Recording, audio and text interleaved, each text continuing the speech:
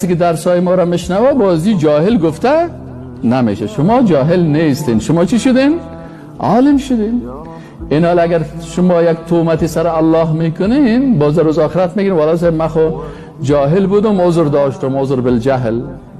تو خو قرآن خواندی، تو خو سنت خواندی، تو خو کلش میفهمیدی، اما نفست نخواست که چیز کنه.